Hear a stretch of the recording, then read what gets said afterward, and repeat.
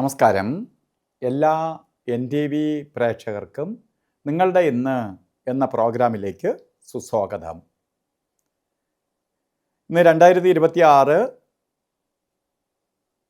ഫെബ്രുവരി മാസം 28 തീയതി 1201 ആണ്ട് കുംഭമാസം 16 തീയതി ശനിയാഴ്ച. ഇന്ന് ശനിയാഴ്ചയാണ്. ഇന്ന് ആഴ്ചയാവട്ട് ശനിയാഴ്ച. മാത്രമല്ല, ഇന്നത്തെ നക്ഷത്രം ഉദയ നക്ഷത്രം വന്നിരിക്കുന്നത് പുണർദം നക്ഷത്രമാണ്. പുണർദം നക്ഷത്രം ശുഭനക്ഷത്രമാണ് എങ്കിൽ പോലും ഇന്നത്തെ ദിവസം ശനിയാഴ്ചയാണ്. ശനി എന്ന് പറയുമ്പോൾ പൊതുവേ മന്ദൻ്റെ കാലഘട്ടമാണ്. മന്ദൻ എന്ന് പറയുമ്പോൾ പതുക്കെ സഞ്ചരിക്കുന്നവൻ ശനി. ഓരോ കാര്യങ്ങൾ പതുക്കെ പോകും. അപ്പോൾ ഒരു കാര്യങ്ങളും സമയബന്ധിതമായി പൂർത്തീകരിക്കാൻ പറ്റില്ല. എല്ലാത്തിനും ഇഴച്ചിലുണ്ടാവും. അതുകൊണ്ട് ഇന്നത്തെ ഓരോ കാര്യങ്ങൾ മാറ്റിവെക്കുന്നതാണ് നല്ലത്. ഇറങ്ങിയാൽ തന്നെ സമയത്തിന് നടക്കില്ല. അപ്പോൾ നടന്നില്ലെന്ന് പറഞ്ഞ് പ്രയാസം വിചാരിക്കരുത്. അപ്പോൾ നമ്മൾ ഒരു പ്രാവശ്യം പോവേണ്ടടുത്ത് ഒന്നിലധികം പ്രാവശ്യം നടക്കേണ്ടി വരും. അതുപോലെ ഇന്ന് കുംഭമാസത്തിലെ പുണർദ നക്ഷത്രം ബർത്ത്ഡേ ആയിട്ട് വന്നിട്ടുള്ളവർക്ക് ഒരു വർഷത്തെ ഫലത്തെ ചിന്തിക്കുമ്പോൾ, വാർഷിക ഫലത്തെ ചിന്തിക്കുമ്പോൾ നിങ്ങൾക്ക് അത്ര ഭാഗ്യദായകമായ ഒരു വർഷമല്ല.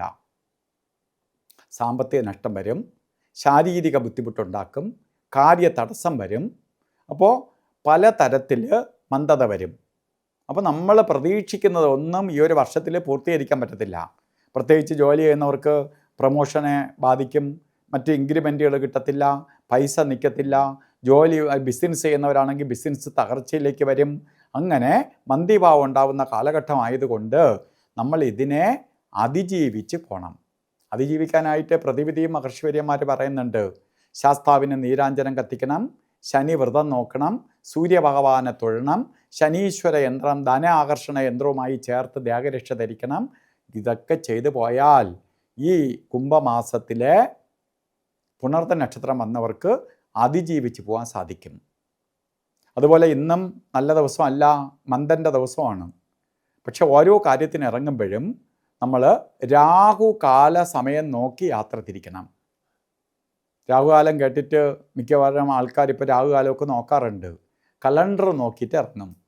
കലണ്ടറിൽ രാഹുകാലം ഇട്ടിരിക്കുന്നത് 9 മണി മുതൽ 10:30 മണി വരെ എന്നാണ് കലണ്ടറിൽ രേഖപ്പെടുത്തിയിരിക്കുന്നത്. 9 മണിക്ക് രാഹുകാലം തുടങ്ങൂല. 9:40 തൊട്ട് രാഹുകാലം സ്റ്റാർട്ട് ചെയ്യുള്ളൂ. 10:30 തീരില്ല.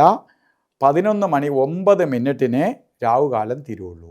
അപ്പോൾ ഒന്ന് ശനി മന്ദതയുള്ള ദിവസം രാഹുകാല സമയത്തും കൂടി ഇറങ്ങുകയാണെങ്കിൽ വിപരീത ഫലത്തെ കൊടുക്കും. അതുപോലെ തന്നെ ഒരു കാര്യത്തിനും എടുക്കാൻ പാടില്ലാത്ത 2 സമയങ്ങളാണ് ഗുളികൻ്റെയും യമകണ്ഠൻ്റെയും കാലഘട്ടം. പ്രപഞ്ചശക്തി അവർക്ക് വേണ്ടി അനുവദിച്ചു കൊടുത്തിരിക്കുന്ന സമയമാണ് ഈ 3 മണിക്കൂർ നേരം. ഇപ്പോൾ 12 മണിക്കൂർ പകലുള്ളതിൽ 3 മണിക്കൂർ നേരം അവർക്ക് അനുവദിച്ചു കൊടുത്തിരിക്കുകയാണ്. ആ സമയം എന്ന് പറയുമ്പോൾ ഗുളികൻ്റെ ബന്ധം നിൽക്കുന്ന സമയം രാവിലെ 6:43 തൊട്ട് 8:11 വരെയും, ഉച്ചയ്ക്ക് 2:06 തൊട്ട് 3:34 വരെയും യമകണ്ഠനും. ഈ സമയം ഒരു ശുഭകാര്യത്തിലും കൈവയ്ക്കരുത്. ഇന്ന് ചില കാര്യങ്ങൾ ചെയ്തേ തീരുള്ളൂ. ശനിയാഴ്ച ആണെങ്കിൽ എനിക്കിന്ന് പല കാര്യങ്ങളും ചെയ്യേണ്ടി വരും, ഈ ദിവസം അല്ലാതെ ചെയ്യാൻ പറ്റില്ല. അങ്ങനെ വരികയാണെങ്കിൽ അഭിജിത്ത് മുഹൂർത്തത്തിന് പ്രാധാന്യം കൊടുക്കണം. അഭിജിത്തിൻ്റെ സമയം വരുന്നത്, അഭിജിത്ത് മുഹൂർത്ത സമയം വരുന്നത് 7:42 തൊട്ട്, അഭിജിത്ത് മുഹൂർത്തത്തിൻ്റെ സമയം വരുന്നത് 12:13 തൊട്ട് 1:01 വരെ. അപ്പോൾ അഭിജിത്ത് മുഹൂർത്തം ഉച്ചയ്ക്കാണ് വരുന്നത്. 12:13 തൊട്ട് 48 വരെ, 1:01 വരെ. ഈ സമയം എന്ത് ശുഭകാര്യത്തിനും എടുക്കാം. മുഹൂർത്തങ്ങളുടെ മുഹൂർത്തം ആണ് ശരിക്കും അഭിജിത്ത്. അതുപോലെ ഇന്ന് ഓരോ കാര്യത്തിനും നമുക്ക് ഇറങ്ങുമ്പോഴും വീട്ടിൽ നിൽക്കുമ്പോഴും ഒക്കെ ശനിയുടെ പ്രഭാവം, ശനിയുടെ പോസിറ്റീവ് എനർജി നമ്മളിലേക്ക് ആഗിരണം ചെയ്യാൻ വേണ്ടി വസ്ത്രധാരണത്തിൽ ശ്രദ്ധിക്കണം. കറുത്ത തുണിയോ നീല തുണിയോ വസ്ത്രധാരണത്തിൽ ഉൾപ്പെടുത്തുക.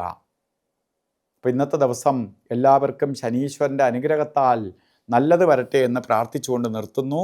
നന്ദി, നമസ്കാരം.